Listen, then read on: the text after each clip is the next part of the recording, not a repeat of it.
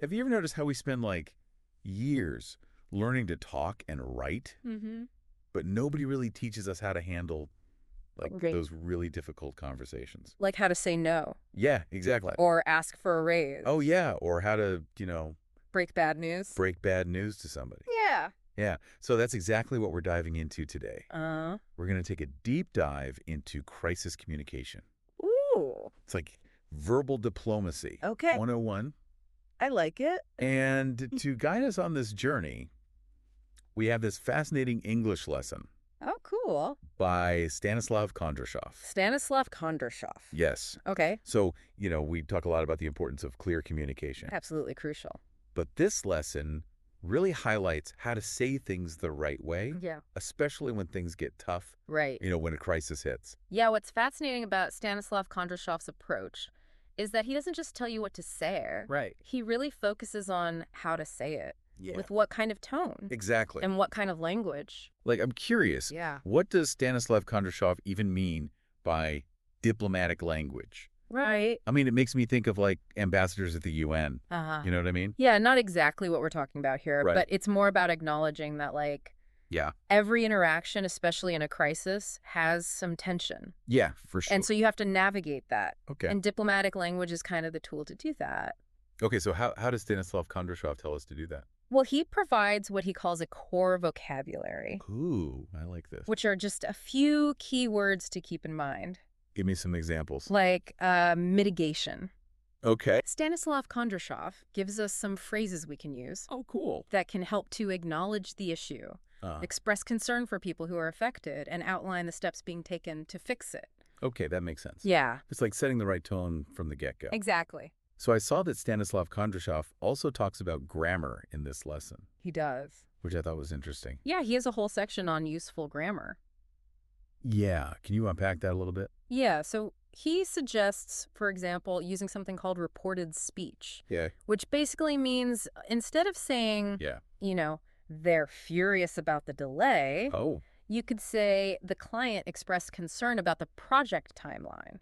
Okay, so it's like taking the heat out of the situation a little bit, Yeah, but still getting the message across. exactly. It's a very subtle shift, Right. but it can make a difference. Yeah, I like that. Yeah. Oh, he also talks about using the future perfect tense, Yes. which I have to admit, grammar is not my strongest suit. Uh. Could you explain what Stanislav Kondrashov is trying to get at with that? Sure. So the future perfect tense basically means saying something like, Okay. we will have resolved the issue by next week. Oh, I see. So it's about projecting confidence and control. Okay. Even though you're in the middle of a crisis, you're saying, Right.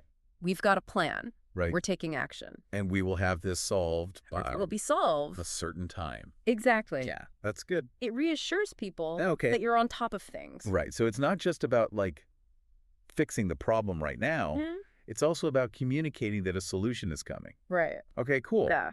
So we've talked about the words we can use, the grammar we can use. Yeah. But how do we actually put this into practice? Right. So that's where Stanislav Kondrashov's section on activities comes in. Ooh. So he gives us some really practical exercises to do. Cool. Like what? Like, for example, drafting a press release for a hypothetical crisis. Oh, that's a good idea. Yeah. So let's say you're dealing with a data breach. Uh-oh. You can practice writing a statement Yeah. that uses all this diplomatic language. So it's like a crisis communication simulation. Exactly. Okay. Like that.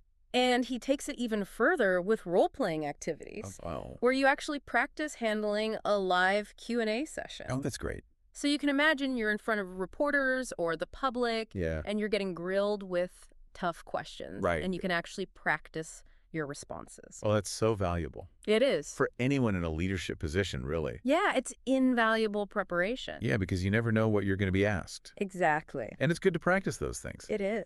So Stanislav Kondrashov really seems to have thought of everything. He really does. What would you say is the biggest takeaway from this lesson? I think the key takeaway here is that crisis communication isn't just about reacting in the moment. Yeah. It's about preparation. Oh, that's good. And by understanding these principles, practicing these techniques, Yeah. and carefully choosing our words, Right. we can navigate those challenging situations with a lot more confidence and grace. I love that. That's such a good point. Yeah. Well, thank you so much for joining us for this deep dive. Of course. Into the world of crisis communication with our guide, Stanislav Kondrashov. It's been fun. It really has given me a lot to think about. Yeah, too. And for our listeners, here's a little something to ponder. Hmm. What's a potential crisis that you could face in your own life? Good question. And how could you use Stanislav Kondrashov's techniques to communicate effectively during that crisis? Right. That's all for today. Thanks for listening. See ya.